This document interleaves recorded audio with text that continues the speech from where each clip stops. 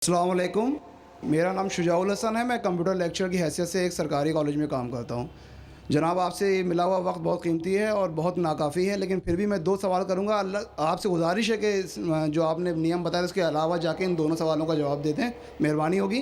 पहला जो है दहशत गर्दी से रिलेटेड है कि ये जो टेररिज्म के लिए अभी एक साहब मस्तूरात से क्वेश्चन आया था, उसका जो आपने जवाब दिया मैं उससे बहुत ज़्यादा जो है सेटिस्फाई नहीं हुआ। आपने बुश और अमेरिकी ताकतों को बहुत बड़ा टेररिज्म बना के, और जो मेन सवाल था उसका जवाब नहीं मिला। मेरा सवाल ये है कि कश्मीर की इनोसेंट किलिंग या अफ़गानिस्तान पे जो आपके इम्फोर्स करके इस्लाम को लोगों ने कोशिश करी तालिबान ने, वो या उसामा बिन लादेन, इन तीनों को इस्लाम और कुरान की रोशनी में जस्टिफाई किया सकता है या नहीं? और मेहरबानी करके दूसरा क्वेश्चन भी सुन लीजिए। एक सवाल भाई साहब, एक सवाल जो रूल्स है उसके ऊपर किए। भाई साहब ने कहा कि अहम सवाल कश्मीर के बारे में मैंने जवाब दिया ही नहीं। भाई साहब, वो सवाल में कश्मीर का जिक्र था ही नहीं, आपने सवाल ही नहीं सुना। वीडियो रिकॉर्डिंग है इधर। उस सवाल में कश्मीर का जिक्र था ही नहीं। उस सवाल में ये था कि जो WTC का वो जिहाद है क्या नहीं है। मैंने कहा है, लेकिन जिहाद फी सभी शैतान।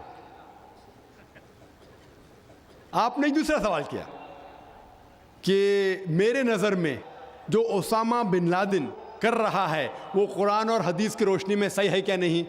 जो लोग कश्मीर में झगड़ रहे वो सही है क्या नहीं, जो अफगानिस्तान में कर रहे सही है क्या नहीं। 3 सवाल, एक सवाल के 3 हिस्से। मैं पहले का जवाब तो दे चुका हूँ, शायद आपने नहीं सुना, कि ओसामा बिन लादेन कुरान और हदीस की रोशनी में सही कर रहा है क्या नहीं। मैं तो ओसामा बिन लादेन से मिला ही नहीं। आप मिले होंगे, मैं नहीं मिला। अल्लाह ताला फरमाते सूरह हुजुरात में सूरा नंबर 49 आयत नंबर 6 में, जब भी कोई आपको इन्फॉर्मेशन, कोई चीज़ मालूम पड़ती है, खुसूसन अगर फासिक के ज़रिए है, तो उसकी तहकीक करो। सो मुझे पता नहीं, जो ये CNN कह रही है कि ओसामा बिन लादेन ने WTC को गिराया, ओसामा बिन लादेन तो कहता मैं नहीं गिराया। तो ना मैं ओसामा बिन लादेन से मिला, तो मैं ये भी नहीं कहता ओसामा बिन लादेन कुरान हदीस पे है या नहीं है। अल्लाह आलम, अल्लाह आलम। अगर है तो जन्नत में जाएगा, नहीं है तो नहीं जाएगा। मुझे ज़रूरी नहीं कि ओसामा बिन लादेन से मिलना मेरा फ़र्ज़ है, ठीक है ना। वो आखिरत के दिन में फैसला हो जाएगा। अल्लाह ताला आपसे भी नहीं पूछेगा क्या वो मुजाहिद था कि दहशतगर्द था, वो अल्लाह ताला फैसला करेंगे।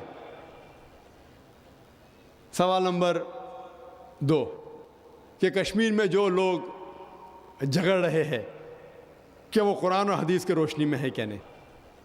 मैं कश्मीर में लास्ट ईयर 2003 में तकरीबन 1 साल पहले गया था। आप देखते हैं कि कश्मीरी लोग अलग अलग वजह के लिए झगड़ रहे हैं। अगर वो वजह कुरान और हदीस से सही है तो सही वजह, अगर खिलाफ है तो खिलाफ है। ये कहना कि सारे कश्मीर कुरान हदीस के ऊपर है या सारे कश्मीर नहीं है, ये बिल्कुल गलत है। कुछ लोग कुरान और हदीस की रोशनी में जद्दोजहद कर रहे होंगे तो सही जिहाद कर रहे, कुछ लोग अपने ज़ाती फ़ायदे के लिए एक दूसरे का कत्ल कर रहे हैं, वो बिल्कुल गलत है।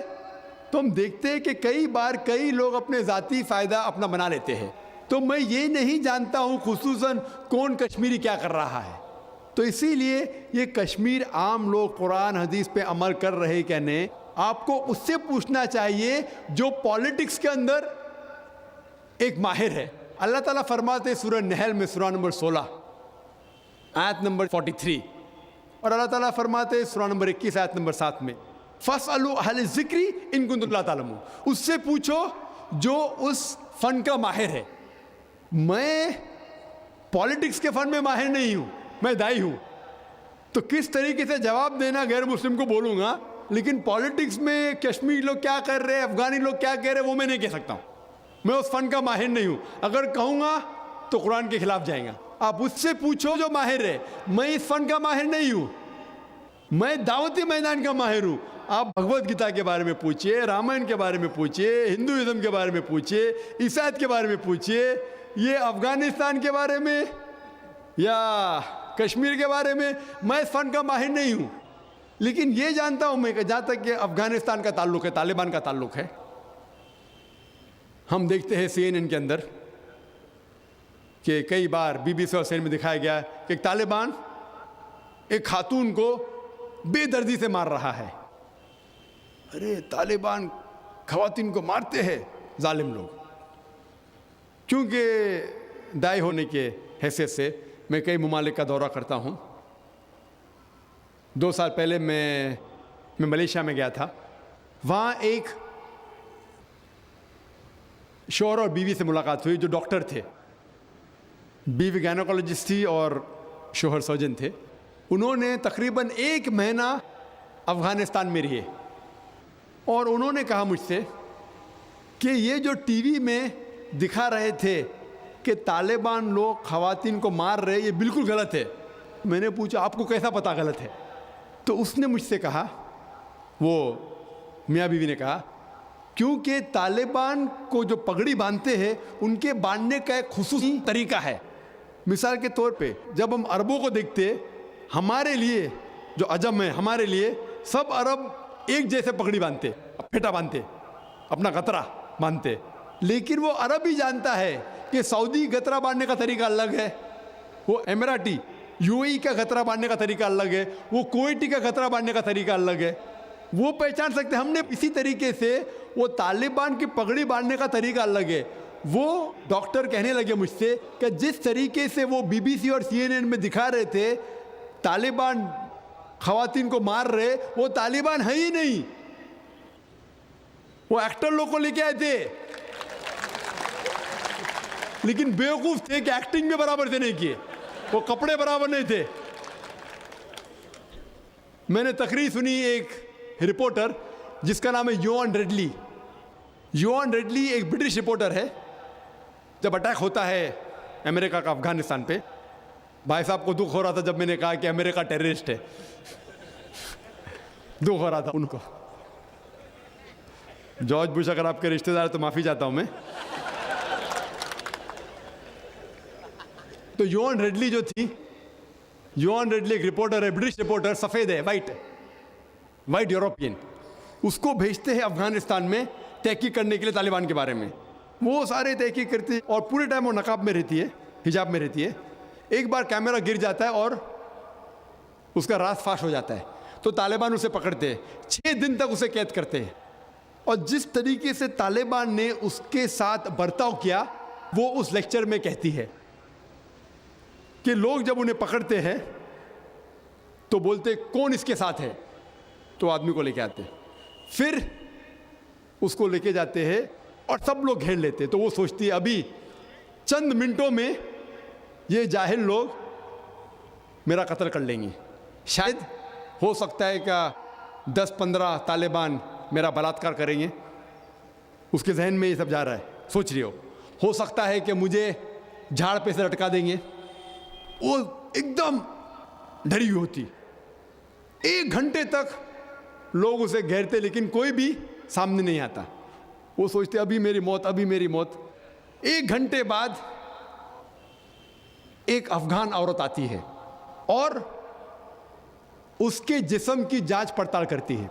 फिर उसे पता लगता है हाँ ये लोग समझते हैं कि मेरे पास हथियार है। वो इतना तेज में आती है, अगर उन लोग मेरे से पूछना चाहिए हथियार में, बोलती नहीं है। 1 घंटा तक के मैं तड़प के मर रही हूं कि ये आज मुझे मारेंगे। वो तेज में आके क्या करती है, अपना स्कर्ट उठा लेते, देखो मेरे पास हथियार नहीं है। जैसा स्कर्ट उठाती है, तालिबान 180 डिग्री उस तरफ देखते और भाग जाते। तो वो कहती है अपने तकरीर में, तालिबान को मारने के लिए बम गिराने की जरूरत नहीं। वो कहती है अगर औरतों के कपड़े छोड़ेंगे तो तालिबान मर जाएंगे शर्म के मारे। और वो तकरीर करती है कि इस इज्जत से मेरी हिफाजत की 6 दिन तक के वो तालिबान लोग ने। और जब उसे पूछा जाता है सवाल जवाब के नशिस्त में, क्या आपको लगता है कि अल कायदा ने WTC को गिराया, तो वो योन रेडली कहती है मेरे हिसाब से अल कायदा मौजूद ही नहीं है। ये उसका कहना है, मेरा कहना नहीं।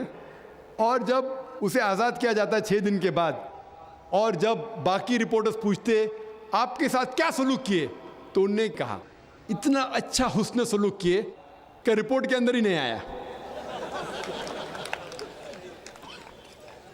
और उसने सिर्फ ये वादा दी थी कि मैं इंग्लैंड जाके वापस से कुरान मजीद का तर्जुमा पढ़ूंगी। तो वो जाती है और चंद महीने बाद कुरान का तर्जुमा पढ़ती है और उसके बाद वो इस्लाम कबूल करती है। तो उसके नज़रिए से तालिबान एकदम मासूम है, उनके ऊपर जुल्म किया गया था। तो आप मुझे पूछेंगे भाई तालिबान क्या कुरान और हदीस की रोशनी में सही है? तो इसका नज़रिया अगर लेंगे, जो गैर मुस्लिम थी यूनिडली, अभी माशाल्लाह हिजाब भी कर रही है, वो यूरोपियन हिजाब कर रही है माशाल्लाह, तो उसके नज़रिए से भाई तालिबान अच्छे लोग हैं। तो इसीलिए नज़रिया बदलते जाता है। अमेरिका के हिसाब से तालिबान जालिम लोग हैं। तो मीडिया ऐसी चीज़ है कि कोई भी हीरो को ज़ीरो बना सकती है। They can make day into night, black into white, day into night, black into white. Hero को ज़ीरो बना सकती है, कोई विलन को भी हीरो बना सकती है। तो इसीलिए कुरान मजीद में अल्लाह ताला फरमाते कोई भी चीज़ आपके पास आती है उसकी तहकीक करो तीसरे को पहुंचाने के पहले। तो इसी बुनियाद पे मैंने कहा था, क्या नाम है, ओसामा बिन लादेन को जानता हूँ ना, यहाँ क्या हो रहा है पता नहीं मुझे, अफगानिस्तान भी मैं नहीं गया हूँ, लेकिन ये रिपोर्ट के ज़रिए ये पता लगता है कि ये जो अमेरिका कर रही है अपने मीडिया के ज़रिए, ये शैतानी हरकत जो गलतफहमी फैला रही है, उसकी सज़ा तो इंशाअल्लाह उन्हें मिलेंगी। इसीलिए मेरे नज़रिए से जॉर्ज बुश नंबर 1 टेररिस्ट है। आपको दुख होगा, जब मैं लंदन में गया था, वहाँ एक तकरीर की और मैं जवाब दिया, तो एक नौजवान उठ के कहता है कि जॉर्ज बुश को हम दुआ करते हैं कि अल्लाह ताला उसका कत्ल करे। तो मैंने कहा मैं तो ये दुआ नहीं करूँगा, क्योंकि अल्लाह के रसूल ने जो दुआ की, जो सबसे ज़्यादा दुश्मन इस्लाम के ख़िलाफ़ जो थे मोहम्मद सल्लल्लाहु अलैहि वसल्लम के दौर में, दोनों का नाम था उमर। तो अल्लाह के रसूल ने ये दुआ की कि कम से कम एक उमर को हिदायत दे। तो मैं ये दुआ करता हूँ कि कम से कम अल्लाह ताला जॉर्ज बुश को हिदायत दे। जी दोस्तों, जैसे कि आप लोगों ने आज की वीडियो देखी, तो दोस्तों उम्मीद करता हूँ कि वीडियो आपको अच्छी भी लगी होगी। जैसे कि डॉक्टर जाकिर नाइक का जवाब आप लोगों ने सुना है कि मुझे ना मैं ओसामा बिन लादेन से मिला हूँ, बल्कि हाँ उसकी जो बातें हैं वो मैंने सुनी है। लेकिन जैसे कि अमेरिका अभी कह रहा है कि ओसामा बिन लादेन ने VTC पर जो हमला किया है, तो ये भी ओसामा बिन लादेन ने किया है। तो दोस्तों, जैसे कि डॉक्टर जाकिर नाइक ने कहा कि ये ओसामा बिन लादेन के बारे में मुझे कुछ नहीं पता कि ये उसने किया है या उसने नहीं किया है। तो दूसरी बात जो डॉक्टर जाकिर नाइक ने कही है कि कश्मीर में जितने भी ये इनोसेंट मासूम लोग जो उन पर जुल्म होता है, डॉक्टर जाकिर नाइक ने कहा अगर ये कुरान मजीद और हदीस हो, उसके इल्म में हो, कुरान मजीद के इल्म में है कि ये बात ठीक है तो फिर ठीक है। अगर उस कुरान मजीद के इल्म के बग़ैर ये लोग ऐसे ज़्यादती कर रहे हैं तो उसके खिलाफ़ बिल्कुल भी गलत है। तो दोस्तों, उम्मीद करता हूँ कि डॉक्टर जाकिर नाइक की बातें आप लोगों को भी अच्छी लगी होगी। माशाल्लाह बहुत बेहतरीन जवाब दिया है डॉक्टर जाकिर नाइक ने। तो दोस्तों, उम्मीद करता हूँ कि वीडियो आपको अच्छी लगी होगी। अगर वीडियो अच्छी लगी हो तो अपनी कीमती राय हमारे साथ ज़रूर शेयर करें। वस्सलाम।